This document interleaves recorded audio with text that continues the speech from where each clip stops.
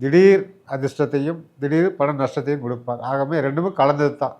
அதனால் வந்து பயப்பட மாதிரி எதுவும் கிடையாது. சாதகமாக தாங்க இருக்கிறது.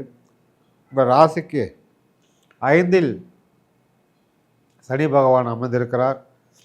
இந்த மாதம் 30ஆம் தேதி பிறகு 6ஆம் இடத்துக்கு சென்று விடுவார். இப்போ 5ல் 30ஆம் தேதி வரையில் இருக்கிறார்.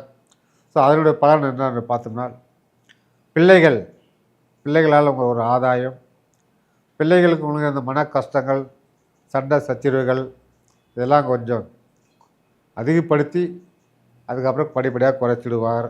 அற்புதமான நிகழ்வு இது. எப்பவுமே இந்த மாதிரி 5 கிரக சேர்க்கை ஒரே இடத்துல 6ஆம் இடத்துல வராது. வந்திருப்பது மிகப்பெரிய யோகம்தான், சாதகம்தான். 70% சாதகமே. அதனால் இதை நீங்கள் பயன்படுத்தி கொள்ளுங்கள். துளாராசி, உங்கள் ராசிக்கு 8ல் குரு பகவான் இருக்கிறார். 3க்கு 6 கூட 8ல் குரு பகவான் இருப்பது அவ்வளோ, அதுவும் கோச்சார் ரீதி அவ்வளோ சாதகமாக இல்லை. உங்களுடைய வாழ்வாதாரம் இந்த மாதம் கண்டிப்பாக உயரும். துலாம் ராசி நண்பர்கள், எடை போட்டு பிஸ்னஸ் பண்ணும் அனைத்து பிஸ்னஸ்காக ரொம்ப சிறப்பாக இருக்கிறது. நீங்கள் புதுசாக ஒரு பிரான்ச் கூட ஓப்பன் பண்ணலாம், அந்த அளவுக்கு அமோகமாக இருக்கிறது. அதே போல் உங்கள் ராசிக்கு நாதன் 9ல் செவ்வாய் வந்து யூனிஃபார்ம் போட்ட அரசு வேலை செய்பவர்களுக்கு சாதகமாக இருக்கிறது. யூனிஃபார்ம் போட்ட ப்ரைவேட் வேலை செய்கிறவர்களும் ரொம்ப சாதகமாக இருக்கிறது. நீங்கள் எதிர்பார்த்த பதவி உயர்வு, சம்பள உயர்வு கண்டிப்பாக கிடைக்கும். நண்பர்களாக ஒரு ஆதாயம். இந்த பங்குனி மாத பலன்கள் எவ்வாறு இருக்கப் போகிறது, என்ன செய்யலாம், என்ன செய்யக்கூடாது, பலாபலன்களை பார்ப்போம் வாருங்கள். உங்கள் ராசி நாதன் சுக்கிர பகவான் உங்கள் ராசிக்கு 6ல் அமைந்திருக்கிறார். அதாவது உச்சம் பெற்று அமைந்திருக்கிறார். அது வந்து பார்த்தோம்னா உங்களுக்கு ஒரு சிறப்பான ஒரு யோகமே. அதாவது திடீர் பண வரையும் கொடுப்பார், அதே போல் திடீர் செலவையும் கொடுப்பார்.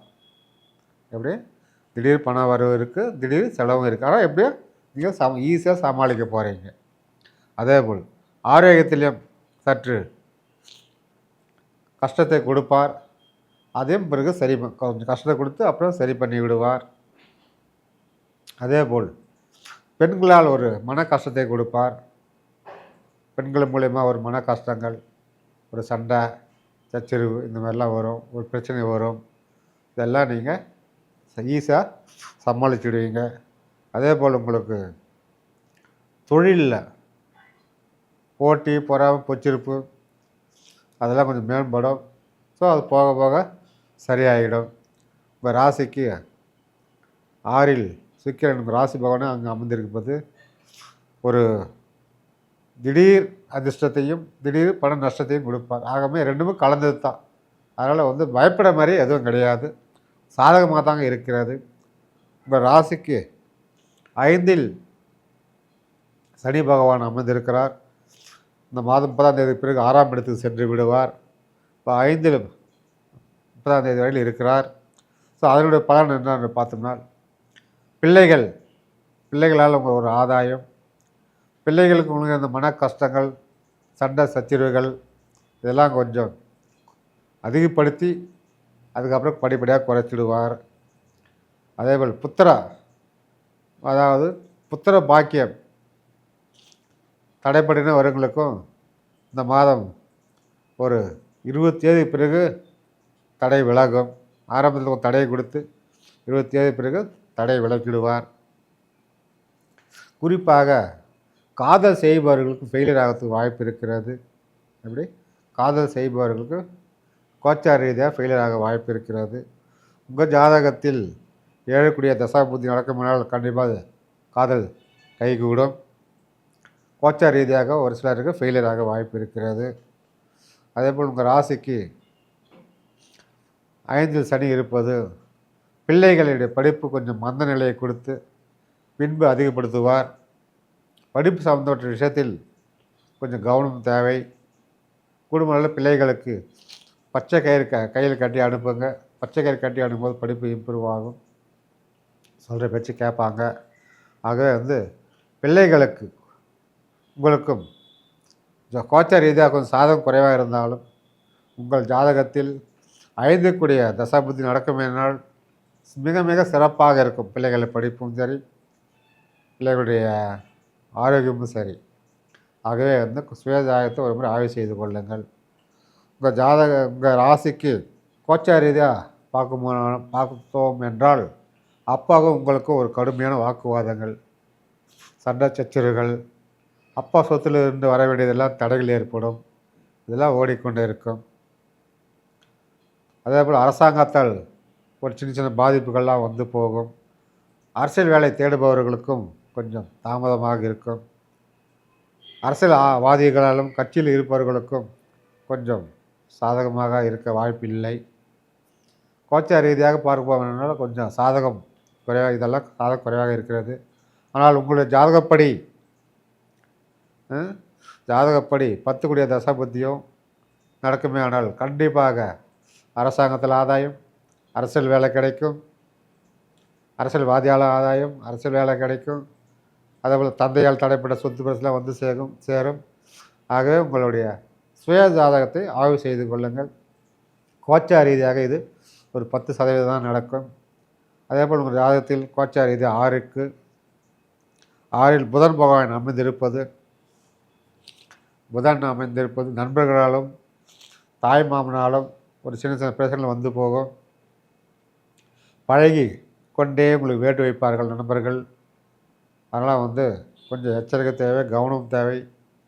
படிக்கிற பிள்ளைகள் கூட இருந்த நண்பர்கள் படிப்புக்கு எடுப்பார்கள். வா அங்கே போகலாம் இங்கே போகலாம், என்ன படிப்பு உரஞ்சிக்கு போடுன்னுவாங்க. இதெல்லாம் கொஞ்சம் அக்கறையாக இருந்தீங்களாக்கா உங்களுக்கு சிறப்பாக இருக்கும்.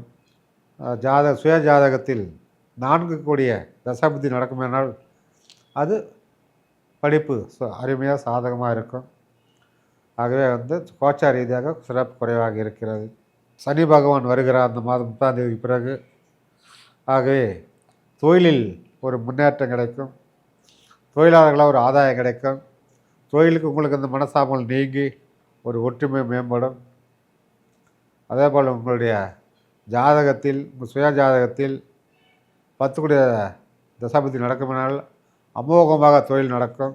ஒரே நேர்கொண்டு செல்லுமெனால் உங்களை வெல்வதற்கு இந்த உலகில் யாரும் இல்லை. அந்த அளவுக்கு உங்களுக்கு சாதகமாக இருக்கிறது. உங்கள் ராசிக்கு 6இல் 5 கிரக சேர்க்கை இந்த மாதம் கடைசியில் இருப்பது ஒரு மிகப்பெரிய யோகமே.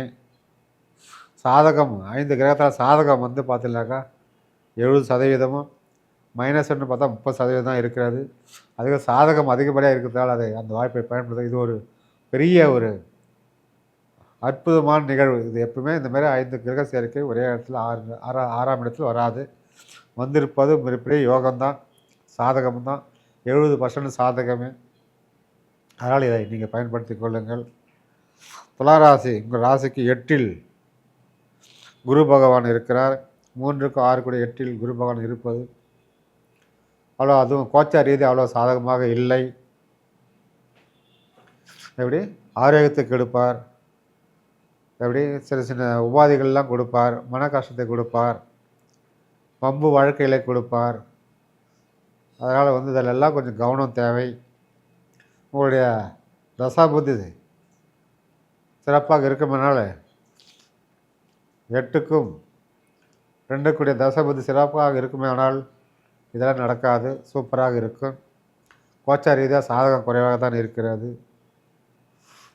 அதாவது நிறைய பண இழப்பு ஏற்பட வாய்ப்பு இருக்கிறது. கோச்சார ரீதியாக ஹாஸ்பிட்டல் செலவு நிறைய வரும். அதெல்லாம் கொஞ்சம் கவனம் தேவை. ராசிக்கு 9இல் செவ்வாய் இருப்பதும் அது கோச்சார ரீதியாக ஒரு சாதகம் என்றே சொல்லலாம். எப்படி கோச்சார ரீதியாக சாதகம் என்றே சொல்லலாம். உங்களுடைய அசால்ட்டு தைரியம், அசால்ட்டு துணிச்சல் சிறப்பாக இருக்கிறது. விளையாட்டு துறையில் இருப்பவர்களுக்கு ரொம்ப சிறப்பாக இருக்கிறது. விளையாட்டு ஜெயிப்பீங்க, கப்பு வாங்கிட்டு வருவீங்க, மெடல் வாங்கிட்டு வருவீங்க. உங்களுடைய வாழ்வாதாரம் இந்த மாதம் கண்டிப்பாக உயரும். துலாம் ராசி நண்பர்கள், எடை போட்டு பிஸ்னஸ் பண்ணும் அனைத்து பிஸ்னஸ்க்காக ரொம்ப சிறப்பாக இருக்கிறது. நீங்கள் புதுசாக ஒரு பிரான்ச் கூட ஓப்பன் பண்ணலாம், அந்த அளவுக்கு அமோகமாக இருக்கிறது. யூனிஃபார்ம் போட்ட அரசு வேலை செய்பவர்களுக்கும் சாதகமாக இருக்கிறது. யூனிஃபார்ம் போட்ட ப்ரைவேட் வேலை செய்கிறவர்களும் ரொம்ப சாதகமாக இருக்கிறது. நீங்கள் எதிர்பார்த்த பதவி உயர்வு, சம்பள உயர்வு கண்டிப்பாக கிடைக்கும். நண்பர்களால் ஒரு ஆதாயம், பெண்களால் ஒரு ஆதாயம், பெண்களுக்கு ஆண்களால் ஒரு ஆதாயம், இப்படி எல்லாமே ஆதாயமாக இருக்கிறது. துளாராசி அன்பர்கள் கூடுமான வரையில் இரக்கமான குணம் கொண்ட நீங்கள் ஐயோ பாவம் என்று வந்து உதவி கேட்பவர்கள் தாராளமாக உதவி செய்வீங்க. ஆன்மீக பயணம் ரொம்ப சிறப்பாக இருக்கிறது. நீண்ட நாளாக நீங்கள் போக முடியாத கோயிலில் இந்த மாதம் போயிட்டு வரலாம். உங்களுக்கு தெய்வம் நேரிட்டு பார்க்க உங்களை எந்த தெய்வமும் எங்களை பார்க்கலையே, எந்த தெய்வத்தால் இருந்து ஆதாயம் இல்லையன்றது இந்த மாதம் கண்டிப்பாக கிடைக்கும். தெய்வ அனுகூலம் உங்கள் மேலே சாமி அருள்வாக்க நீங்கள் சொல்கிற அளவுக்கு உங்கள் மேலே தெய்வம் வந்து உட்காரும். நடக்க போகிறத அப்படியே கனவுல உங்களை காட்டி கொடுக்கும்.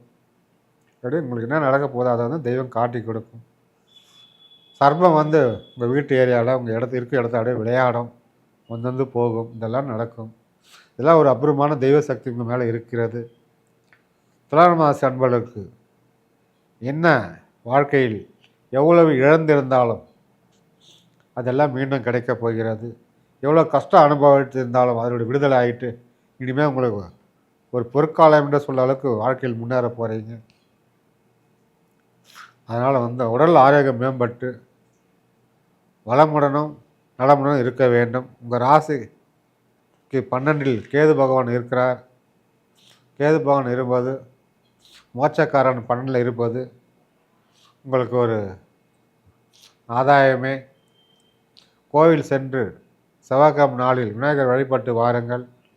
அனைத்தும் சிறப்பாக இருக்கும். அனைத்து காரிய தடைகளை விலகும்.